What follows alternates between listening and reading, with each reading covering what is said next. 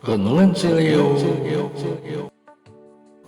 Senin 5 Juni 2023. Peringatan wajib Santo Bonifacius, Uskup dan Martir.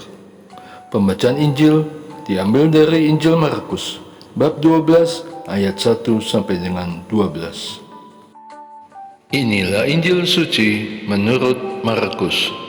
Dimuliakanlah Tuhan. Perumpamaan tentang petani-petani kebun anggur. Lalu Yesus mulai berbicara kepada mereka dalam perumpamaan. Ada seseorang membuka kebun anggur dan membuat pagar sekelilingnya. Ia menggali lubang tempat memeras anggur dan mendirikan menara jaga. Kemudian ia menyewakan kebun itu kepada petani-petani lalu berangkat ke negeri lain. Ketika sudah tiba musimnya, ia mengutus seorang hamba kepada petani-petani itu untuk mengambil sebagian dari hasil kebun itu dari mereka.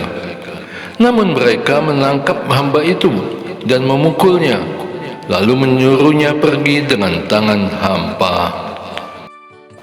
Kemudian ia mengutus lagi seorang hamba lain kepada mereka. Hamba ini mereka pukul kepalanya dan permalukan. Lalu ia menyuruh seorang hamba lain lagi, dan orang ini mereka bunuh. Demikian juga dengan banyak hamba yang lain. Ada yang mereka pukul, dan ada yang mereka bunuh. Masih satu orang lagi padanya, yakni anaknya yang terkasih. Akhirnya ia mengutus dia kepada mereka. Katanya, "Anakku akan mereka segani." Namun petani-petani itu berkata seorang kepada yang lain, "Inilah ahli waris, mari kita bunuh dia, dan warisan ini akan menjadi milik kita." Mereka menangkapnya dan membunuhnya, lalu melemparkannya keluar kebun anggur itu. Sekarang apa yang akan dilakukan oleh tuan kebun anggur itu? Ia akan datang dan membinasakan petani-petani itu, lalu mempercayakan kebun anggur itu kepada orang-orang lain. Tidakkah kamu membaca nas ini?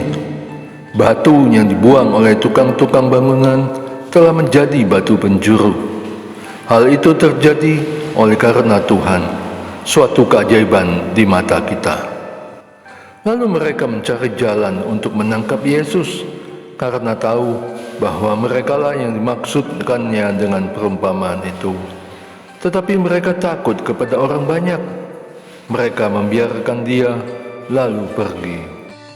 Demikianlah sabda Tuhan. Terpujilah Kristus. Batu penjuru.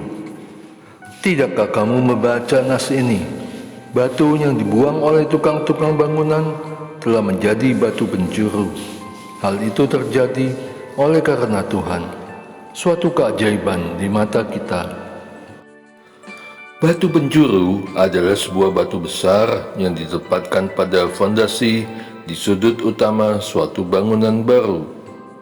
Batu ini menghubungkan bagian ujung tembok dengan tembok sebelahnya, sehingga keduanya menyatu.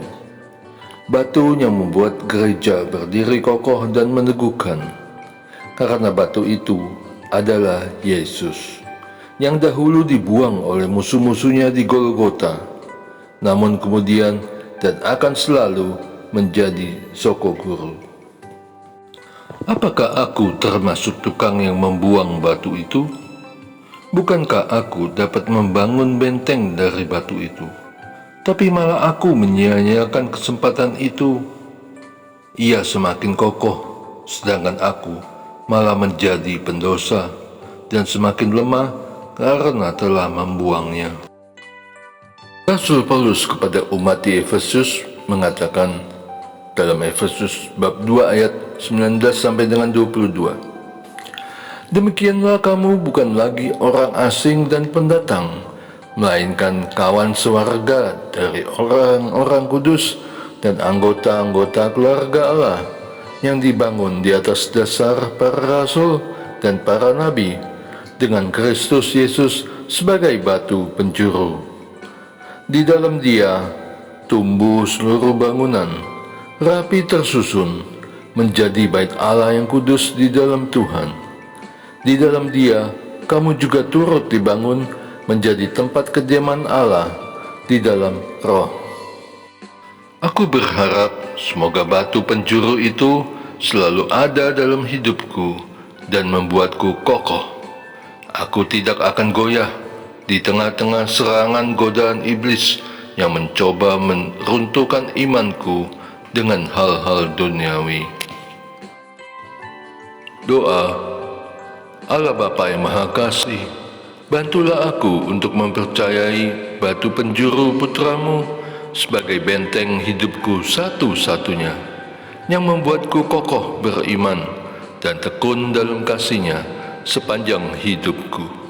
Dengan pengantaran Yesus Kristus yang hidup dan berkuasa bersama dengan Dikau dan Roh Kudus, sekarang dan sampai selama-lamanya.